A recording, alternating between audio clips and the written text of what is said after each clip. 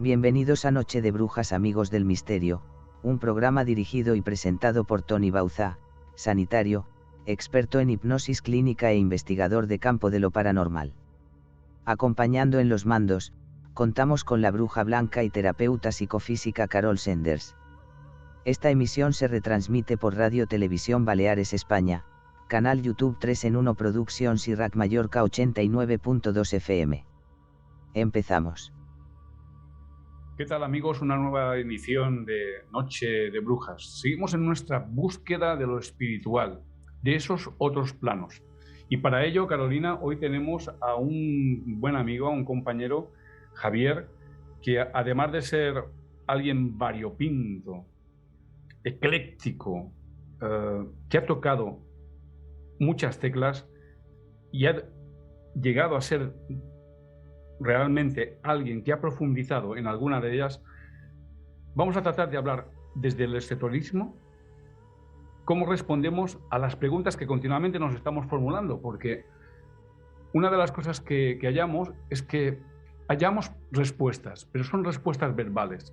Lo que encontramos son pocos caminos que nos lleven a poder experimentar la realidad de la que hablamos. Tal vez Javier nos pueda ayudar. Hola, Javier, ¿cómo estás? Hola, ¿qué hay, Tony y Carolina? Muy buenas tardes. ¿Qué tal estáis? Buenas tardes. Javier, te he presentado como alguien variopinto. ¿Podrías tú darnos unas pequeñas pinceladas de ti mismo? A ver, sí, soy bastante variopinto, sí. La verdad es que he tenido una serie de actividades en mi vida. Yo ya estoy retirado de las actividades comerciales y bueno, eso me permite profundizar más en lo que desde muy pequeño, desde que tengo uso de razón, pues me ha gustado, ¿no? Que es en lo oculto. En algo en lo que yo creo que mucha gente intenta profundizar. Y bueno, creo que he conseguido un cierto nivel. No se puede decir que haya conseguido unos éxitos maravillosos, pero sí que he conseguido un cierto nivel en el conocimiento o en el descubrimiento de esto que para la gran mayoría está oculto. ¿Tú te definirías como ocultista, pues? A ver, yo no me puedo definir de una forma tan concreta como ocultista. O sea, yo creo que mi definición sería un buscador incansable de la verdad. Este sería, para mí, mi definición más clara, ¿no? Más clara. Un buscador de la verdad en el esoterismo. En todo. En la ciencia, en las religiones, en el esoterismo, en la medicina, absolutamente en todo lo que he ido tocando a lo largo de mi vida. ¿Y qué es para ti el esoterismo? Bien, yo lo puedo definir quizá inadecuadamente, no lo sé porque seguramente hay otras definiciones y seguramente me van a decir que estoy absolutamente equivocado, pero para mí el esoterismo es la parte más profunda y oculta que las religiones, tanto de entidades como religiones verdaderas, por llamar de alguna manera, que se han dado a la humanidad, estaban con el fin de que el ser humano pudiera encontrar su camino de retorno al Padre, de retorno a su origen, ¿no? Esto sería el esoterismo. Yo hago dos diferencias aquí. En las religiones para mí hay dos tipos de religiones. Las religiones que están preparadas y están dadas por entidades que son planetarias. De esas entidades son 72 razas de entidades que existen en el planeta y están en el Sefirat judío. Estas entidades, muchas de ellas han ido guiando a la humanidad. Y tenemos, pues eso, grandes religiones como la religión griega, la religión, las religiones orientales, religiones africanas, muchísimas religiones que han sido dadas a conocer a la humanidad con el fin de ir poco a poco enfocándole hacia un proceso de mayor elevación personal. Y luego después, estas religiones dan dos vertientes, tanto unas como las otras dan dos vertientes. Una, que es el saber vivir bien aquí, en este planeta, con unas condiciones adecuadas, y la segunda, el poder llegar a evolucionar y a desarrollar aspectos total y absolutamente ocultos en el ser humano, que los tenemos, todos sin excepción, y que es lo que nos permite contactar con otras dimensiones y poder llegar a conocer dimensiones en las cuales la sabiduría y el conocimiento son totales. Debemos entender que a partir de cualquier religión si entras con el maestro adecuado, puedes alcanzar esa sabiduría, ese conocimiento que te permita poder conectar con lo arcano? Teóricamente sí, teóricamente sí. Lo que pasa es que depende del proceso evolutivo personal de cada uno. ¿Eh? El proceso evolutivo personal de cada uno está dado exclusivamente por la experiencia que se va adquiriendo a lo largo de miles de vidas, no de una, ni de dos, ni de tres, miles de vidas, en el cual hemos ido atesorando conocimientos y hemos ido perfeccionando un proceso de tipo mental, que es el proceso que tiene que seguir el ser humano, exactamente como tiene, por ejemplo, una mosca tiene en sus ojos, tiene facetas, pues en cada vida se desarrolla una o dos o tres facetas o ninguna, también dependiendo del interés que cada uno le preste, ¿no? Y entonces esas facetas llegan a conformar un momento determinado un nivel de lógica, ¿eh? Y digo lógica, lo digo entre comillas y con mayúsculas, que te permite adentrarte en la intuición, que es, digamos, la forma expresiva de la sabiduría, que está en el plano, como mucha gente sabe, que está en el plano búdico.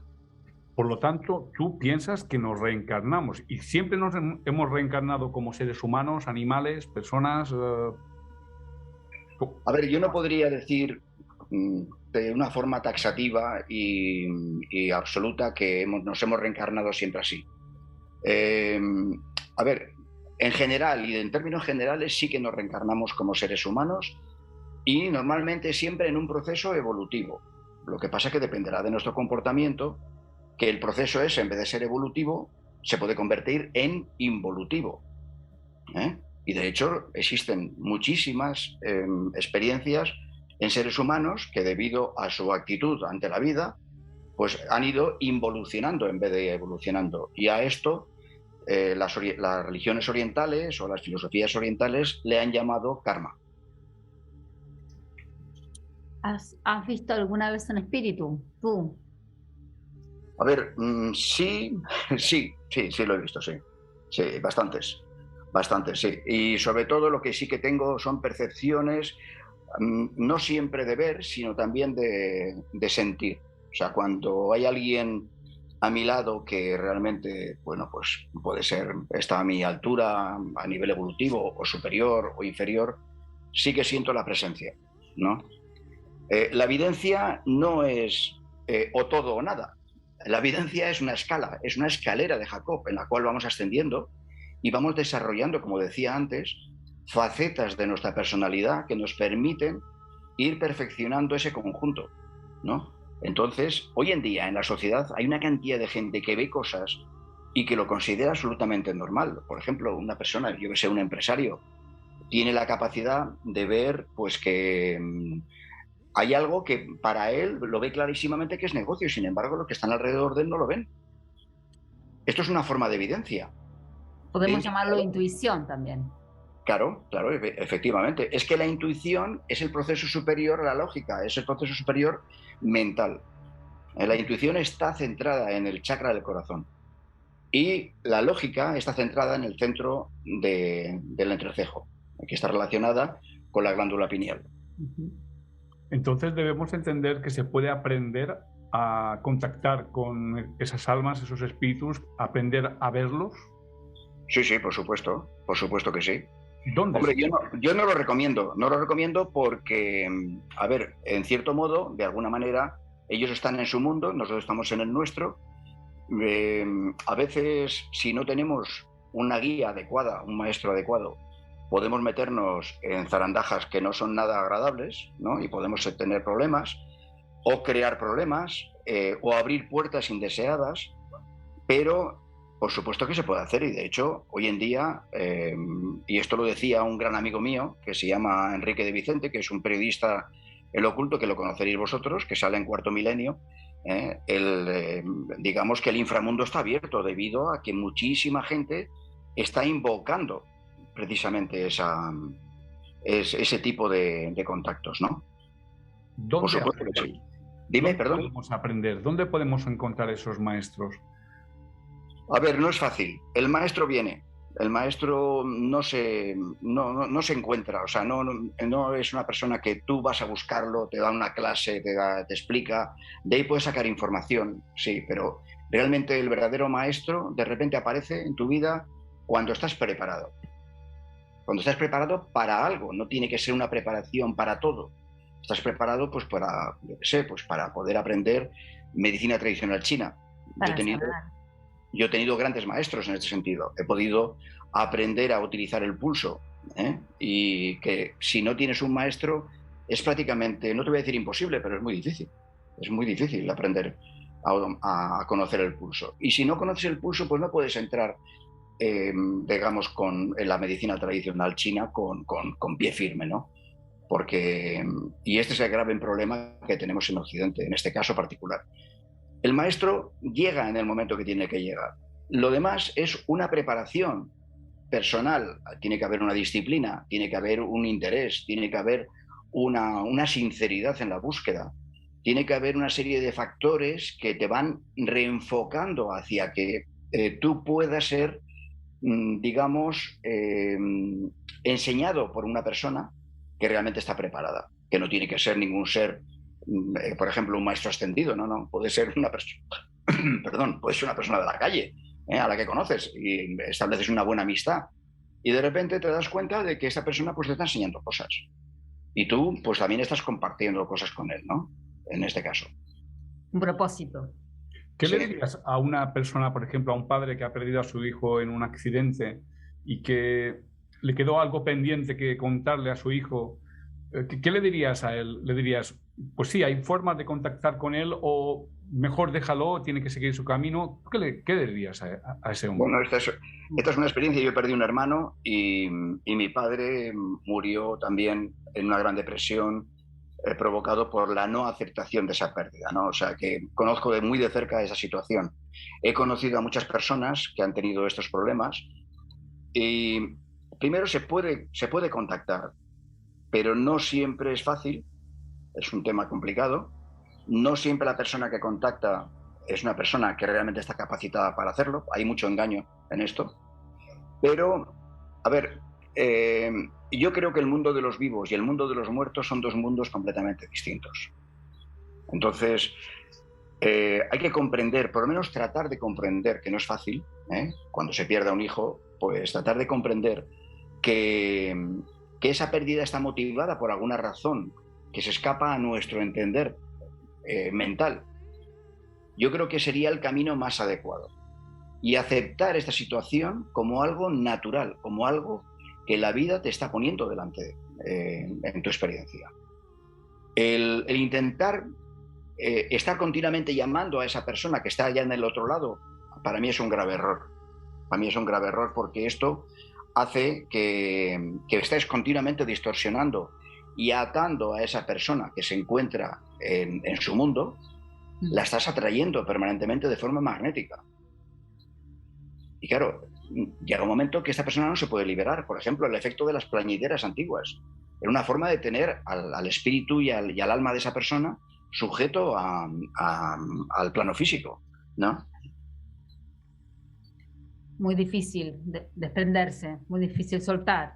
Sí, muy difícil, es muy difícil. Yo lo he vivido y os aseguro que es muy difícil. Y no lo he vivido solamente en mi familia, lo he vivido también con tíos míos, o sea, primos míos que han muerto, lo he vivido con amigos y es muy difícil. ¿Qué sabes de los viajes astrales? Bueno, los viajes astrales que están muy de moda ahora, sí, evidentemente salen mucho más baratos que irte en Iberia o irte en Europa, por ahí, ¿no? Y además te puedes meter en todas partes.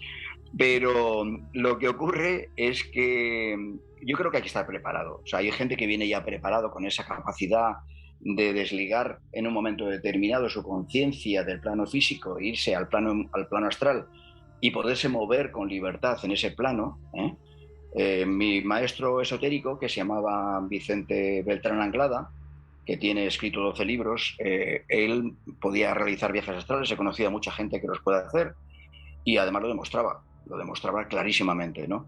Sí que se puede conseguir. Lo que pasa es que forzarlo no me parece que es una buena praxis, ¿no? Porque se abren centros que no son los más adecuados para abrir y se pueden producir trastornos de nuestra conducta por intromisión de entidades que hay en el bajo astral cuando todavía no se domina ese camino, ¿no? Yo, sinceramente, no he tenido viajes astrales, no los he experimentado nunca, pero sí que he conocido a gente que los hace. Y todos ellos me han dicho exactamente lo mismo. La peligrosidad que entraña un viaje astral incontrolado. ¿Y dónde están esos centros o maestros con los que se pueda aprender a realizar un viaje astral? ¿Es accesible esto a todo el mundo? Escondidos. Escondidos, están escondidos. Normalmente... Se me vino a la cabeza también lo que es, por ejemplo, que también estaba bastante de moda, lo que es una toma de plantas, de ayahuasca, San Pedro, ¿no? También sí. son entre comillas quizá, ¿no? Viajes. Bueno, yo no he tenido esas experiencias, sí, yo no he tenido esas experiencias, tengo amigos que las han tenido y me han contado maravillas al respecto. Yo no las he tenido y personalmente creo que para mí, es mi experiencia personal y mi forma de enfocar estos temas, es algo que tiene que venir de forma natural. O sea, para mí la intromisión con productos químicos o productos naturales que produzcan ese tipo de rupturas que abran el astral de alguna manera, porque es una red etérica que nos protege, es como si fuera una cáscara de un huevo, ¿no? Entonces, estos productos lo que hacen es que abren esto, pero si no vas con un maestro, como la gente que lo ha hecho con chamanes tanto en México como en las selvas brasileñas, incluso en Argentina y en Bolivia, en todos estos países donde todavía existen estos maestros, yo si no fuera muy de fiar, porque tampoco no todo el mundo es de fiar, lógicamente, en estos casos, pues yo no los haría. Vamos, de hecho, a mí me los han ofrecido y no los he hecho. Es difícil encontrar referentes realmente serios. Por ejemplo, un amigo común, Raúl Alsina, un psicólogo, sí, en uno de los programas de Noche de Brujas nos explicó que se hizo un experimento en un hospital norteamericano con personas que decían que podían realizar viajes astrales, ¿no? Y les reunieron todas las condiciones, comodidad, un sitio donde poder estar y una serie de cosas que tenían que ver en distintas estancias del hospital. Es decir, no se tenían que ir muy lejos, simplemente tenían que pasearse por el hospital para poder llegar a demostrar que efectivamente habían podido salir de su cuerpo y comprobar esos objetos, ¿no? Y ninguno lo consiguió. ¿Fue debido a la situación experimental que no era natural?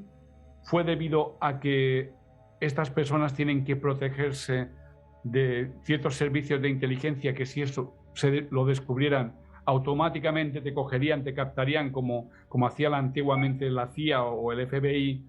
Venga, que te vas a poner a trabajar con nosotros. ¿Es posible que sea por eso? ¿O es que simplemente no eran verdaderos viajantes de lo astral? Pues puede ser un poco de todo lo que tú has dicho. Perfectamente. O sea, puede ser que los hayan captado, se hayan querido proteger, no hayan querido demostrar sus capacidades. Puede ser que otros no tuvieran esas capacidades. Pero lo que sí que está claro es que los centros de inteligencia están trabajando en ello, pero a tope, y no de ahora, ¿eh? Estamos hablando posiblemente desde que empezó, desde finales del siglo XIX, principios del siglo XX, se está trabajando en ello muchísimo. En la Unión Soviética, en la época del comunismo, se hicieron muchísimos experimentos de este tipo y se consiguieron grandes cosas. Y en Estados Unidos, sin ningún lugar a dudas también. Se está utilizando muchos psicotrópicos, y se está utilizando cosas que para mí son total y absolutamente inadecuadas para producir estos efectos. Y se está experimentando con gente a la cual supuestamente tiene esas posibilidades y lo fuerzan, ¿no? Entonces, muchos de ellos lo que hacen es que dicen, bueno, sí, tú a mí me has forzado a esto, pero yo no quiero demostrar lo que yo quiero hacer, pues lo que yo sé hacer, ¿no? Y entonces no lo hacen. Eso, o sea, que yo creo que es un poco todo lo que tú has comentado. Bueno, de hecho hay el caso de una bruja blanca gallega que la policía fue a verla para que, por favor, le diera referencias de la persona que había sido asesinada con un fondo ritual en un bosque y no había nada que pudiera identificarla, ¿no? Y ella fue capaz no solamente de identificar quién era esa persona, sino decir quién era el asesino, dónde vivía y, si recuerdo bien, incluso el número de teléfono. Sí, sí. Y esa mujer no quiso aparecer bajo ningún concepto en ninguna parte. Y una que, mujer inteligente. No la volvieran a molestar. Yo personalmente, acompañado de Carol y otros investigadores, he intentado localizar personas ya a título personal que me pudieran demostrar fehacientemente ese tipo de características paranormales, ¿no? No he tenido la suerte de poder encontrar todavía a alguien que me lo haya podido demostrar. De hecho, hemos hecho todo tipo de sesiones, rituales, tanto con aparatos como ouijas, etcétera, y nunca ha pasado nada especial. Pero sé que existe. Y sobre todo cuando te has encontrado con cosas de las que casi no puedes hablar con nadie, como el fenómeno OVNI, ¿no?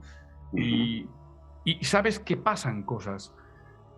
Pero ¿cuál es el camino, el sendero, la puerta a la que hay que llamar? Porque también he entrado en distintas órdenes supuestamente secretas, discretas, según otros, etcétera, también investigando, incluso entrando en sus zonas más esotéricas, y tampoco he hallado a alguien que pudiera realmente demostrarme o un camino o una enseñanza que me llevara por mí mismo a poder lograrlo. ¿Tú qué le dirías a un explorador como yo? ¿Qué pasos tiene que dar? A ver, claro, la pregunta es muy complicada para responderla, porque no se puede dar de una forma general un consejo a una persona que está investigando. O sea, esa persona es como un poco como la tela que teje una araña, ¿no? Que va tejiendo su propio hilo conforme va viviendo, va teniendo sus experiencias. Dar un consejo al respecto de esto es muy poco fiable, primero porque es una cosa general que no va a servir prácticamente a nadie. Segundo, lo que tú has dicho muy claramente es que te has encontrado en la puerta de muchos sitios, pero que luego al final no has podido entrar. Y esto nos ha pasado a millones de personas a nivel mundial. Igual en un momento determinado tocas una puerta y esa puerta se abre. ¿Vale? O no esperas que se abre y se abre en el momento menos esperado. En el momento, sí, efectivamente. Lo que hay que, más que nada, es estar atentos y ser conscientes en cada movimiento que uno hace, porque... Bueno, la tradición esotérica dice eso, ¿no? El mundo es un mundo de puertas abiertas que parecen estar cerradas. Es que están cerradas. Si quieres perderte en él, pues ve buscando llaves. Pero claro, es que la puerta estaba abierta, ¿no? Es que son muchas puertas, ¿eh? Es que son muchas puertas, Tone. No es una puerta, son muchas puertas que hay que ir intentando abrir. Y no todas son buenas. Esto es muy importante que la gente lo tenga, porque se puede meter en unos fregados descomunales. Y yo, de hecho, he visto gente que ha acabado su vida de una forma total y absolutamente destrozada. Y a pesar de todo, de haberle dicho, ojo, que por ahí no va bien. Pero claro, estaban ciegos por querer entrar en estos sitios, saber, ver, con una ansiedad muy grande, se meten y al final, ¿qué pasa? Pues que se dan el batacazo. Otros pueden volver y otros no se atreven. Pero, evidentemente, este es un mundo de gente valiente. Lo que pasa es que hay que ir con pies de plomo. Hay que ir con pies de plomo. No es nada fácil, ¿eh? O sea, ya te lo digo yo, no es nada fácil. Yo he conseguido... Perdona, Carolina, yo he conseguido algunas cosas, pero muy poquitas. O sea, yo no soy una persona que tenga grandes logros en este aspecto. Lo que sí que tengo es un gran conocimiento de muchas cosas, como os pasa a vosotros. Exactamente igual, pero poder entrar en ciertos lugares... Además, si yo hubiese entrado en ciertos lugares secretos en los cuales me hubiese sido dado un conocimiento, yo no podría participarlo por aquí. Claro. Ni por aquí, ni a nadie. Es decir, sería un secreto total. ¿Por qué? Porque la puerta se abre, como tú decías, Carolina, en un momento determinado. Igual estás caminando cerca de ella y de repente ves como una puerta, pues, se te abre. Miras a ver qué hay. ¿Entras o no entras? Si entras, a veces esa puerta se cierra detrás de ti. casi siempre. Eso para empezar. Sí. Y ya no tienes vuelta atrás. Entonces tienes que seguir caminando en ese área. Ahora... Hay veces que el mismo suceder de esto te da la oportunidad de decir, bueno, a ver, tienes que enseñar, tienes que contar, ¿sí? Como No, son las experiencias cercanas a la muerte, ¿no? Muchas veces uno llega a esas instancias para comunicar, ¿sí? O para crear conciencia, o para muchas de estas Sí, yo creo que sí, eso que acabas de decir ahora mismo, para mí es clave. O sea, es el hecho de poder, lo que estáis haciendo vosotros, una divulgación de todos estos temas. Se están abriendo la conciencia de muchísima gente. Esta gente va a investigar, va a buscar, va a mirar dentro de sí mismo, fuera de sí mismo, va a tener unas ansias de investigación que de otra manera posiblemente no las podrían tener. Yo creo que esta es la labor más encomiable que se puede hacer. ¿Por qué? Porque vas a mover la conciencia de mucha gente. Ahora, el que esta persona determinada, X, pueda encontrar en ese camino, pueda encontrar algo superior, esto ya pertenece a su experiencia personal. Ahora, yo creo que este tipo de divulgaciones poco a poco se están dando a conocer muchas cosas que antes estaban total y absolutamente secretas. Por ejemplo, yo sé que fue mi maestro esotérico, que era, como os he dicho antes, Vicente Beltrán Anglada. Él dio a conocer secretos que estaban en el ashram, que estaban en la gran jerarquía planetaria, en la jerarquía blanca planetaria, que eran secretos que eran a muerte. Y debido a los tiempos y a una serie de circunstancias, se había permitido que él, así como otros discípulos espirituales, dieran a conocer estos secretos. Y esto es lo que ha dado lugar, como por ejemplo la formación de la escuela teosófica por Madame Blavatsky, la formación de la escuela arcana por el Sam Bailey y demás. Pues esto ha dado lugar al conocimiento de algo oculto que antes era imposible prácticamente llegar a él, más que por muy poca gente.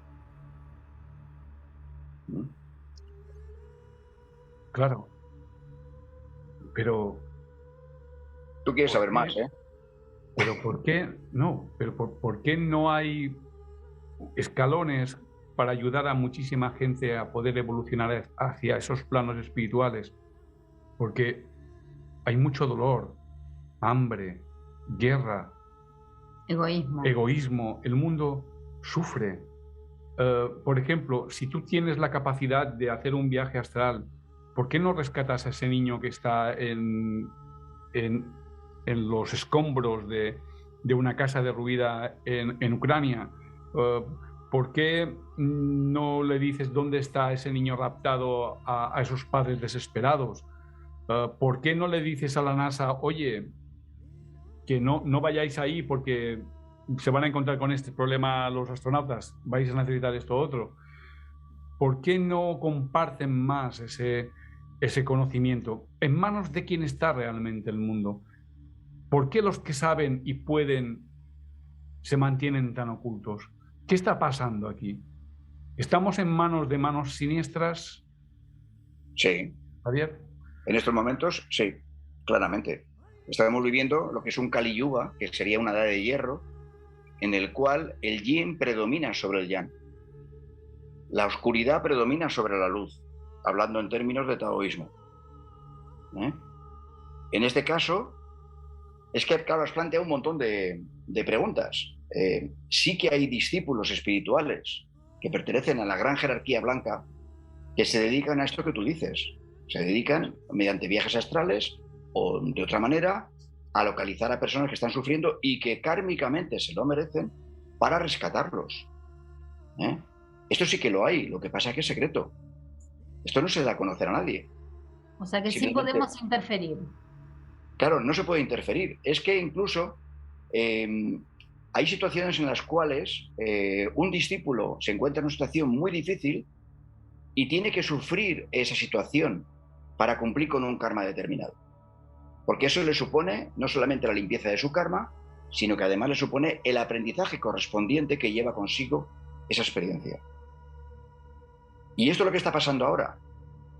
Estamos en manos de una jerarquía oscura.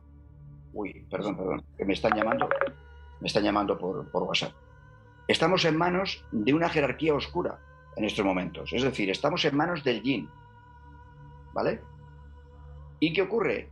Pues que ellos, de forma oculta, porque todo se lleva de forma oculta, lo que están haciendo es evitar que se conozcan sus planes, que están estructurados desde hace más de 600, 700 años, o posiblemente de miles y miles de años. Es que me están llamando por WhatsApp ahora, y esto no lo puedo quitar. Espera, a ver si lo puedo eliminar. A ver, un momentito, voy a salir de WhatsApp y así ya está. A ver, creo que por ahí no me llamarán. Precisamente me está llamando la One.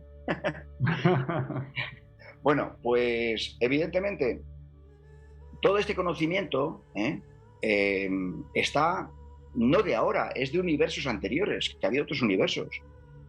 Y esto se está desarrollando en un proceso evolutivo que está haciendo que la humanidad progrese de una forma muy rápida, tanto el que se va dejando el cuerpo físico como el que se queda, evoluciona de una forma muchísimo más rápida, con esta presión tan grande que hay en estos momentos.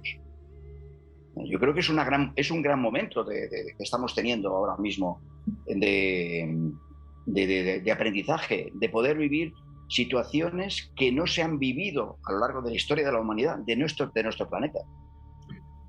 Hay tradiciones antiguas, como del antiguo hinduismo, que hablan de Mara, de que esto es una casa creada por un demonio que nos tiene engañados mentalmente, o incluso algo más reciente como los cátaros, que también decían lo mismo, ¿no? que este mundo ha sido creado por un demonio.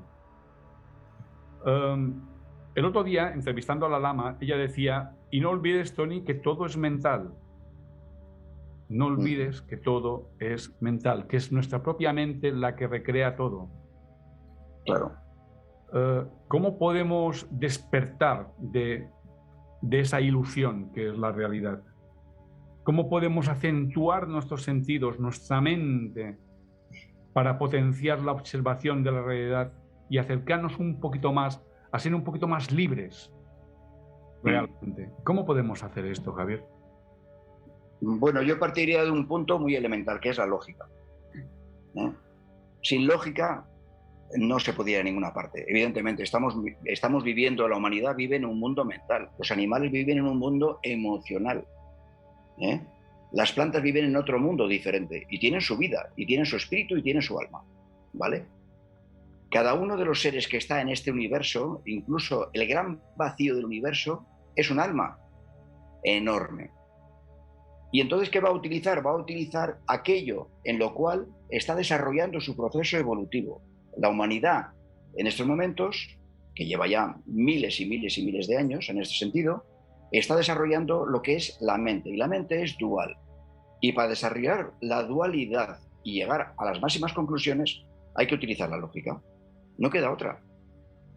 Si tú tienes 10 cosas por elegir, ¿no? Por ejemplo, sea lo que sea, tú quieres, por ejemplo, quieres irte de viaje a un sitio de vacaciones y tienes 10 sitios. Al final acabas eligiendo entre dos, porque has ido descartando uno, el otro por aquí, el otro por aquí, o tienes que elegir, yo qué sé, un coche, o tienes que elegir un piso.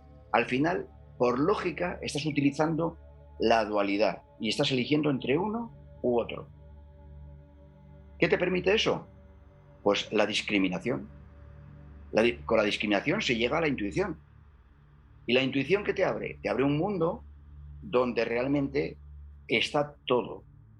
Tienes acceso a todo, pero para eso es un camino muy largo. Es una escalera de Jacob que te va permitiendo paso a paso, nivel a nivel, llegar arriba. Una de las entrevistadas que tuvimos aquí nos hablaba de los registros acásicos y de que toda la información del universo está ahí, a disponibilidad de cualquiera que tenga la capacidad de poder conectar con esa fuente. ¿Tú qué opinas de eso? Sí, yo estoy absolutamente de acuerdo con eso.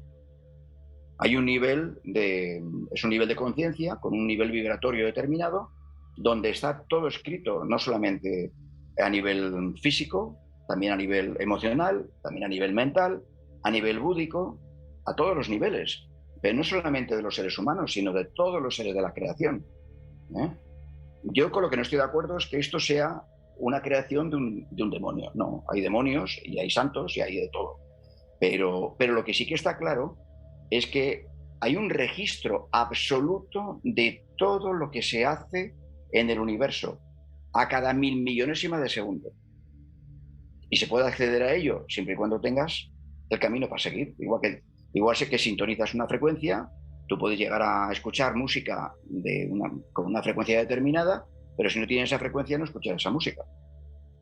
Esta entrevistada también hablaba de otros entes, hablaba de arcángeles, incluso de duendes. ¿Todos esos seres existen? Claro, pero si lo han dicho las religiones, mira, la religión hinduista te habla acerca de todo esto de una forma muy abierta y te explica, ellos le llaman devas, ¿vale? Los devas. La religión judío-cristiana islámica, que es la misma, te habla y te explica en el Sefirat los 72 razas de entidades que hay, entidades angélicas que hay en nuestro planeta, no fuera de él, en nuestro planeta. Y cada una de esas 72 tiene su rey. Y luego hay un rey supremo que es el que está por encima de todos ellos. Nosotros, en este planeta, solamente somos una raza humana. Pintados de diferentes colores, pero somos una raza humana. O sea, imagínate, estas razas de entidades, o de ángeles, o llámale como quieras, que están aquí, que son los que han conformado la parte física, la parte emocional, la parte mental, que han conformado los diferentes niveles de las diferentes dimensiones en las cuales estamos inmersos y que siguen conformándolos, porque son seres vivos, son seres inteligentes, con mayor o menor evolución. Son los que han hecho posible que nosotros estemos aquí ahora mismo viviendo en este planeta. De hecho, hay algunos que no les gustamos nada y que son los que están manejando a las élites mundiales para acabar destruyendo la humanidad. Pero hay otros que nos protegen y no vienen de fuera, están aquí. Otros vendrán de fuera, pero la mayoría están aquí. Hablaba también ella de ángeles de la guarda, ángeles que te acompañan. Sí, creo mucho. Es decir, ¿Están ahí? ¿Esos ángeles realmente nos acompañan? Cuando uno hace una plegaria de alguna manera, ¿se conecta con ellos? Sí, yo creo que sí. Depende del nivel de cada uno. Por ejemplo, mira, en las religiones de entidades hay gente pues, que tiene una estatua de lo que sea, una figurita de lo que sea. Por ejemplo, en Japón, el sintoísmo es una religión de entidades, de kamis, ¿no? Que adoran pues eso, a los muertos, a los árboles, a los lagos, a los ríos.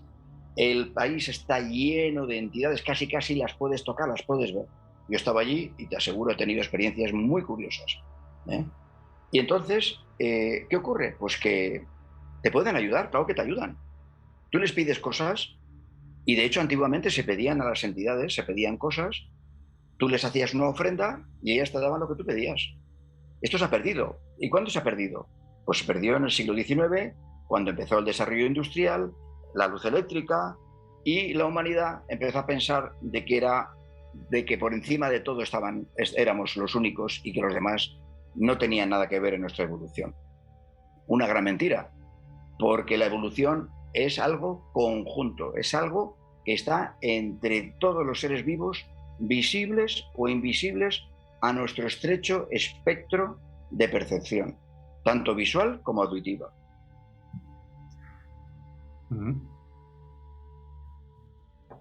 Sabemos que tú estás titulado en medicina tradicional china. ¿Qué relación tiene esta misma con el esoterismo, ¿no? ¿Cómo lo ves tú? ¿Cuál es la relación? Sí, bueno, vamos a ver. Sí, es una relación bastante complicada de explicar, pero a ver si consigo centrar un poquito el tema para que la gente lo pueda entender. La medicina tradicional china primeramente conoce al ser humano en toda su esencia, es decir, no solamente la parte física, sino la parte mental, la parte emocional, las relaciones que hay entre todos nuestros niveles, esto con nuestros órganos cómo están nuestros órganos afectados por las influencias mentales, emocionales, de tensiones, de esto, de lo otro. Del entorno. Y luego, el entorno, cómo te afecta. Y luego, una cosa muy importante, es que todo esto que nos está afectando, que en definitiva es vibración, es electricidad, es luz, cómo está afectando a unos canales que nosotros no vemos en estos momentos, pero hay gente que los ve, a unos canales que llaman meridianos, se llaman meridianos, donde hay unos puntos que tienen unas funciones determinadas.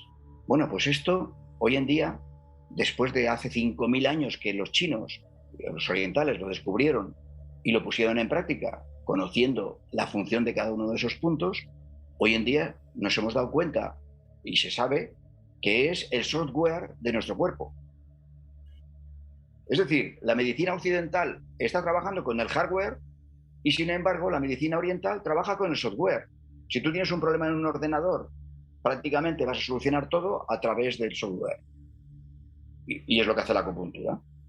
Si tú conoces qué problemas estás teniendo a nivel, por ejemplo, yo qué sé, pues una persona que tenga una tensión emocional muy fuerte, pues porque se ha separado o porque ha perdido el trabajo o por lo que sea, si tú eres capaz de darte cuenta dónde está centrado, en qué órgano tiene centrado la mayor presión, pues puedes liberar ese órgano, con lo cual la tensión va a desaparecer. ¿Que se regenera? Sí.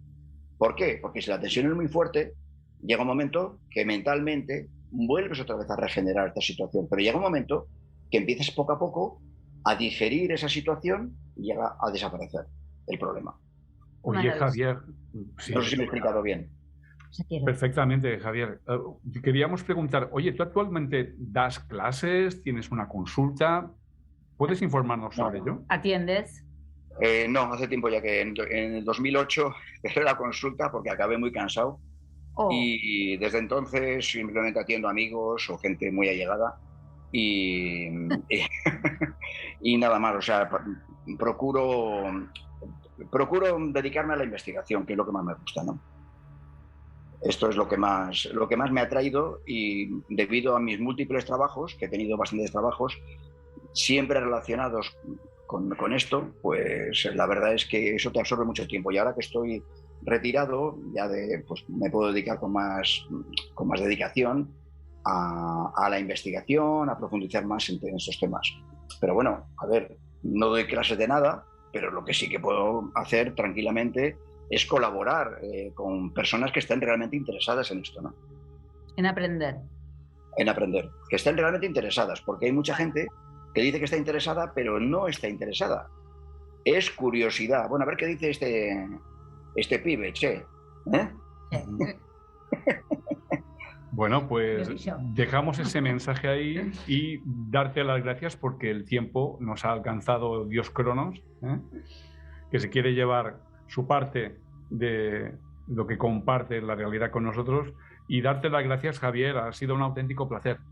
Bueno, el placer ha sido mío. La verdad que es un gran placer estar con vosotros, y sobre todo quiero felicitaros porque la labor que estáis haciendo para mí es encomiable.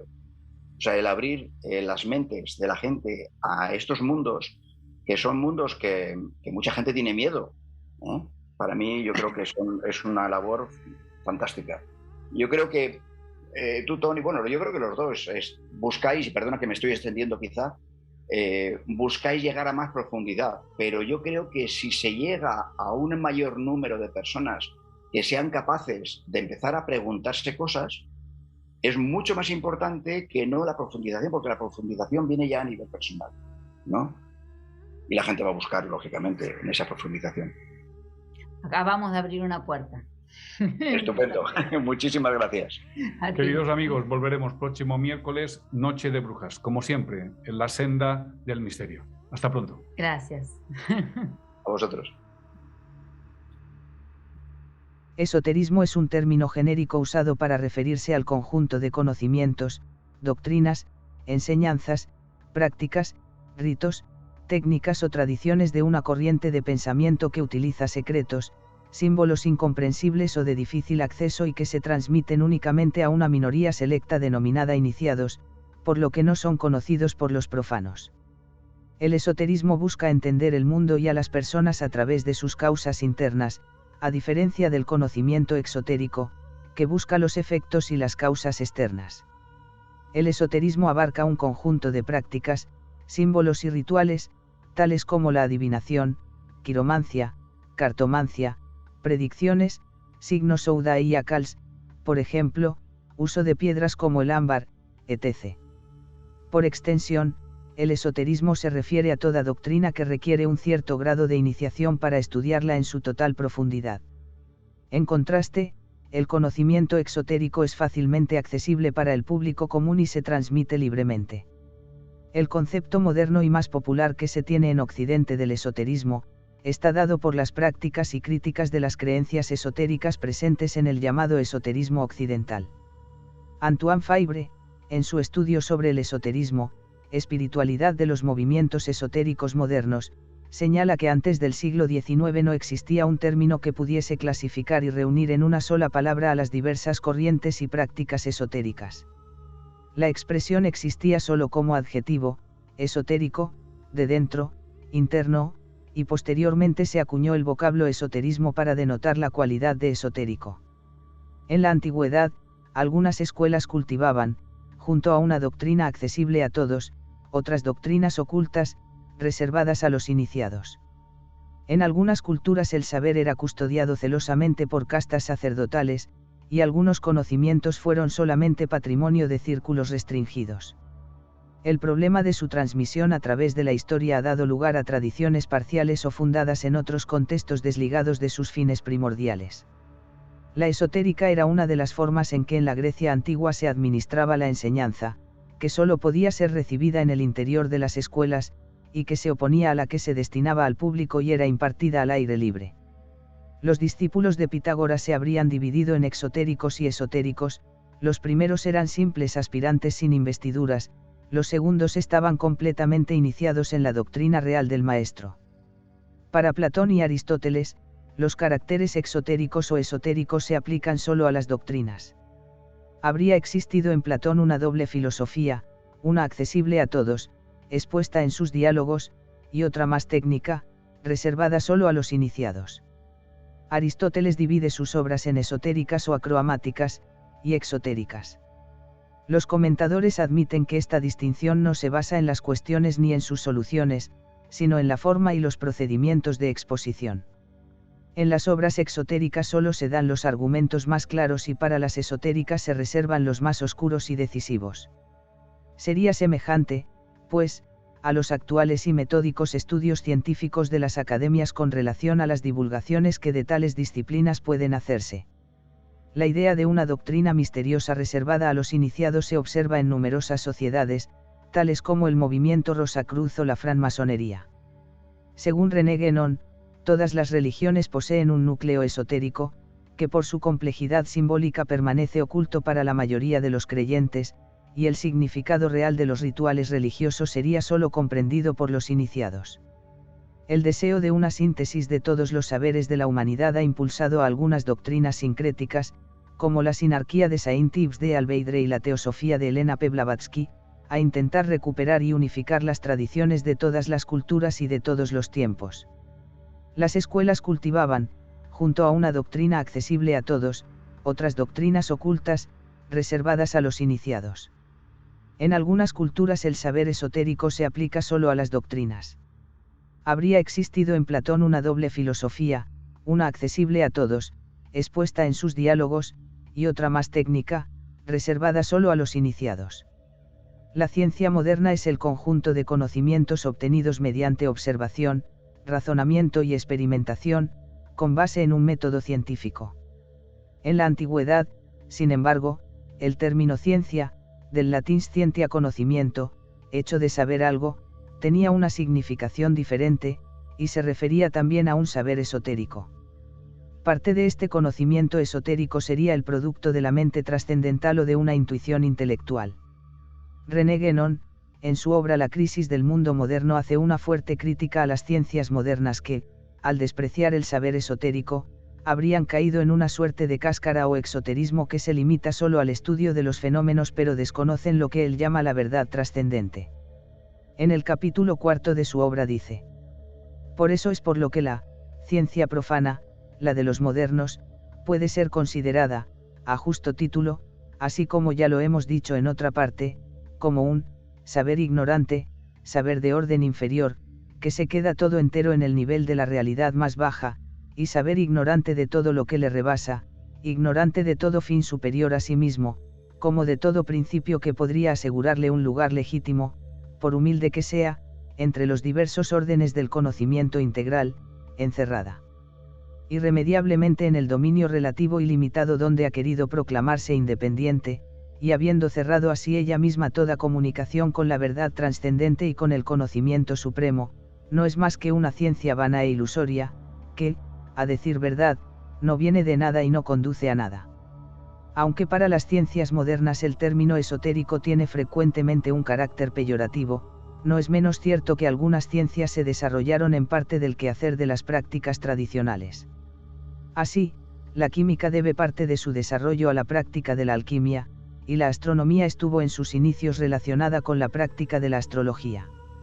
Ouspensky, hacia 1911, clasificó las manifestaciones sobrenaturales en magia y misticismo.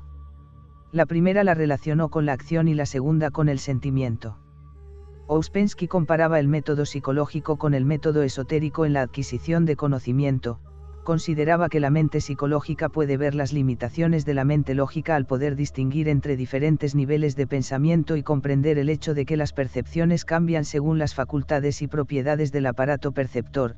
El método esotérico además siempre conecta las partes con el todo. Para el maestro tibetano Djwhal Khul, el esoterismo es el entrenamiento para obtener la capacidad de actuar libremente en el mundo de los significados. Implica comprender la relación que existe entre fuerzas y energías. Existen numerosas expresiones espirituales que pueden ser clasificadas dentro del esoterismo debido a sus características. Eduardo Chure, su obra Los Grandes Iniciados, postula la interconexión entre las tradiciones espirituales desde la antigüedad. Esta obra de 1889 anticipa casi 75 años a la trayectoria de Levi Strauss hacia una ciencia antropológica con un método de lingüística estructural.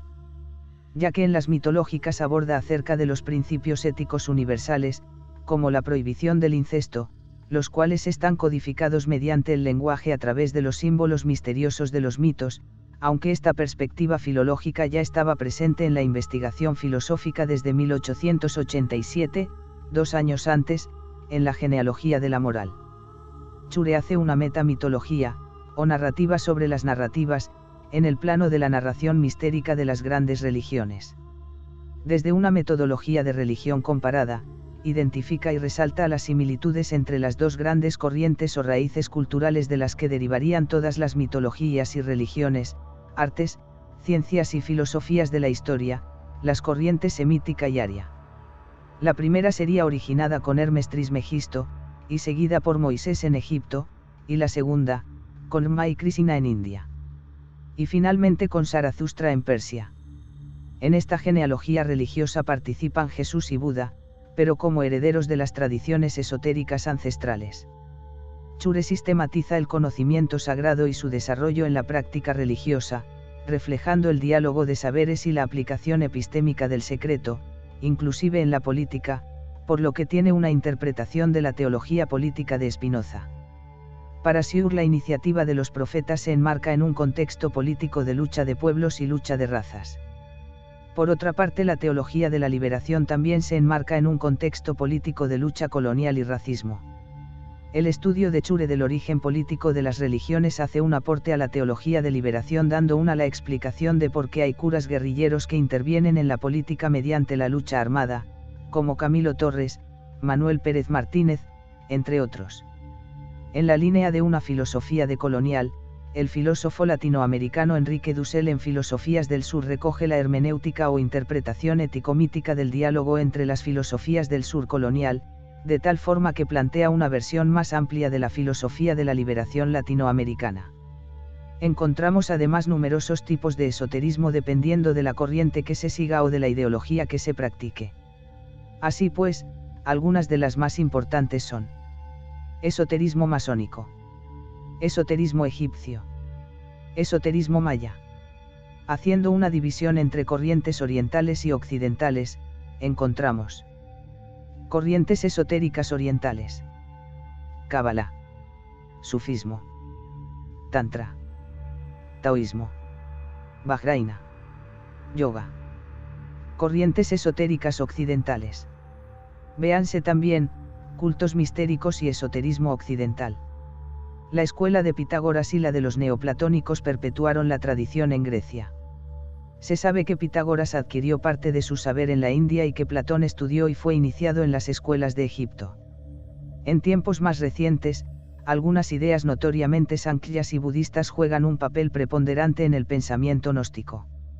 Alquimia, antroposofía, francmasonería, gnosticismo, hermetismo, martinismo, orfismo o sistema órfico, pitagorismo, rosacrucismo, teosofía, telema, saurologia. El esoterismo en la cultura popular. Artículo principal, Nueva Era. El interés despertado por las sociedades secretas y las tradiciones esotéricas desde finales del siglo XIX ha convertido al esoterismo, al menos en un nivel superficial, en un elemento característico de la cultura de masas. Cita requerida. La astrología, la geomancia, la magia y el tarot son ejemplos de elementos originalmente esotéricos que se han comercializado y se han incorporado a la vida cotidiana occidental. Con el calificativo de supermercado de la nueva era, se han referido a ella ciertos núcleos sociales, como la comunidad científica y la Iglesia, que se han opuesto formalmente a todo lo relacionado con el esoterismo popular, ya que se ha convertido en una moda con los métodos propios de venta de una mercancía. Cita requerida. Se encuentra de todo, I Ching, velas, perfumes, inciensos e imágenes del Buda o de Cristo, libros de oraciones, mantras, decretos, mandalas, todo tipo de recetas vegetarianas y naturistas, pulseras, productos audiovisuales con mensajes y clases de sanación y liberación, libros, hipnosis, psicoterapias de todo tipo, ejercicios para conocer el karma y las vidas pasadas, contactos con los ángeles, sus órdenes y mensajes, todo tipo de objetos atractivos, decorativos y llamativos, entre otros. Artículos de consumo. Además, los símbolos ocultistas también ofrecen una gran afición entre los creyentes de lo esotérico. Algunos de los más populares, por su gran relación y representación del esoterismo, son la estrella de David, el tetragramatón, el rosacruces, la escuadra y el compás, que es un símbolo masónico, y el pentagrama esotérico. Gracias por habernos escuchado, volveremos la próxima semana con más misterios que exponer. Recordad que podéis enviarnos por mensaje vuestras sugerencias, opiniones y casos particulares al número WhatsApp 610-046-105. Hasta pronto.